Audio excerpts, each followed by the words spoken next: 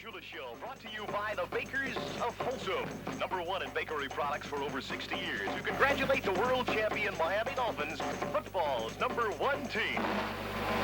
And by the people who fly more people than any other airline in the free world but one, Eastern, the Wings of Man. And now for the last time this year, we bring you the man of the men who brought Miami the Super Bowl. Again named Coach of the Year with a record-breaking season's performance, Miami Dolphin head coach Don Shula. And now your...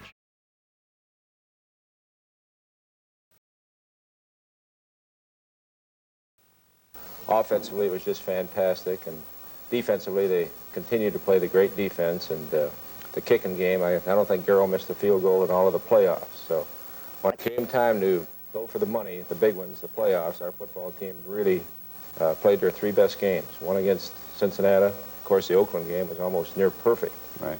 And then the effort against Minnesota, that first half was just a thing to behold, the way that we went after them and got on top 17-0, and I'm standing on the sideline blinking my eyes looking up at the scoreboard. All those points. Very happy.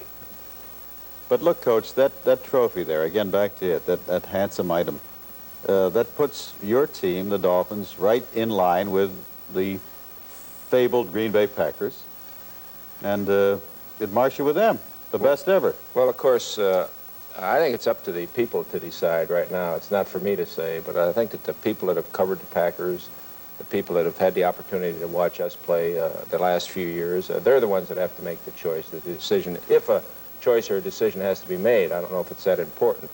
But certainly Green Bay was a team that their trademark was excellence. And I'd have to say that the Dolphins, these last couple of years, you'd have to put that label on them, the trademark of excellence.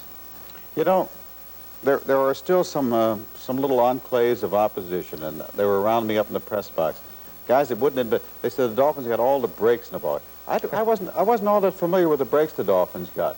Looked like you made your own and you did the job, and it was just as steady as that. Well, they had a couple of penalties that really hurt them in a ball game, but those aren't breaks. Those are things that they brought on themselves. Right. And the only break that I think that we got in the ball game was when Jake fumbled a punt and it rolled around down there, their first punt, and we were fortunate enough to recover it. You know, that could have gone the other way, but there were a couple of other situations we could have capitalized on, and we didn't, but we had it going. We had the running game going. We had the big man, Larry Zonka. Just a fantastic day, and when you get him moving in the right direction like that, and our line coming off the way that it did, and mix it up with the outside running, and then Bob picking the spots to throw the football, it was our day. We dominated. Our defense stopped them, and our offense put points on the board. You have a very, very important guest. Bill Arnsparger. Bill, welcome to the show. Thank you. It's nice to be here with you all. And Bill, of course, is strongly rumored, Joe, for the Giant coaching job. And is it still that a rumor, or is it home free? No, Joe, it's just like it's been now for quite a week, I guess. Everybody talked about it. I mean, I've talked, and I hope to get back with them this week and hope to possibly finalize. But right now, that's the way it is. How do you lose a valued man like that, Mr. Shula? Well, he's done such a great job for us, and we're just going to have to keep going. And if Bill decides to go, we're going to look for the best possible replacement and bring him in, and then just have him coordinate with the rest of our defensive staff and continue to work. Okay, and we'll talk about that theme and many others in a moment after this timeout. Coach, was there a threat on your life today? Well, there was a phone call, and I guess the Miami police got it, and they took a lot of precautions. Had some people at the airport, but hopefully it was just some upset Minnesota bettor that lost some money in the ball game. So you're pretty well protected. Right. We'll take care of you in the house here. All right. Garrow, what's the status of Garrow and his bride? Well, Maritza, I talked to her this morning. She came back on the plane with us. They thought that at first that there was some problems, miscarriage, but hopefully it wasn't that, and she still has a chance, I understand, to save the baby. Ted Hendricks picked your club by 17 points on our air here about a week ago. Wasn't that grand of them? Yeah, I understand you had a pretty good pick, too. 24-10. 24-10. Coach Arnsparger, you must be tremendously gratified with the play of that Dolphin defense all year long.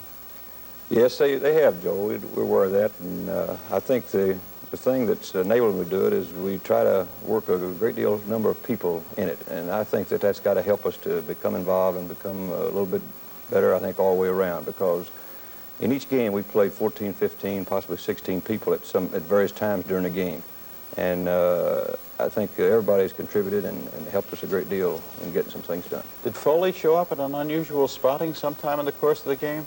Well, he was there earlier in the year, and he was there last year some. Of course, in the last 4 games he hadn't played, so it was unusual to see him in there. But he'd been on the right side occasionally yesterday. Right. Well, no, at linebacker. At linebacker. Right. But he'd been there before. And that situation. He stayed there until he blitzed one time, and there was a big guard sitting there to pick him up. I said, then I hope that's a bad call to put him in. Is that where he got the black eye? No. He came to a screeching halt. We were just looking at the films. He said Tim was blitzing, and this big guard spotted him and picked him up, and Tim came to a complete, pick it up that way. came to a complete stop. 2 points to develop out of the first half, Coach Shula. What percentage of capacity was Warfield going into the game? Well, we waited right before game time, before we tried to get him to warm up and to work.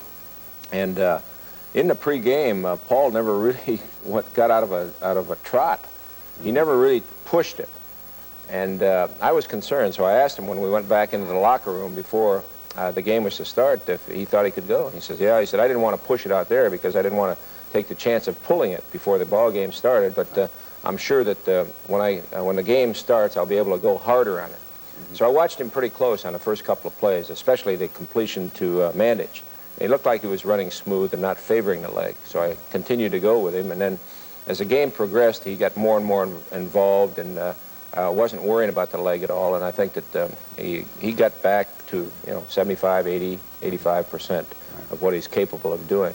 But it really shook us when it happened to him in the practice because we thought it was a severe pull. Okay, back with a look at the second half highlights in a moment. Now this timeout.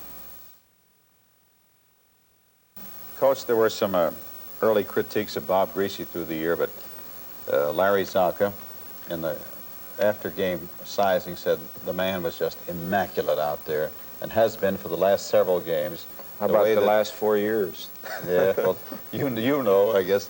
But Zonka pinpointed as to how we relate. He said the last several games the guy was just sensational. Well, the 3 playoff games, our offense really has performed as well as it's ever performed. And of course, you got to give credit to Bob, who's the leader. He calls the plays in the huddle. He goes up there and makes a decision either to go with the player or to check it off. And then it passes on down from there, and Bob will tell you how important the offensive line is and the backs, the receivers, everything that they're asked to do. But it starts with the quarterback, and Griese has been just sensational. And the fact that in the last 2 ball games, the Oakland game, he threw the ball 6 times, and in the Minnesota game yesterday, he threw it 7 times, indicates how he's willing to go along with what he knows is working. Yet, if he thinks that the time is right to throw the football, he can throw it accurately. The pass to Warfield, it was beautiful, the one that Paul laid out and caught. And then, of course, the one at Briscoe also in a blitz. He read the blitz, checked off, and put a pass pattern on, and Marlin got down close to the goal line on it.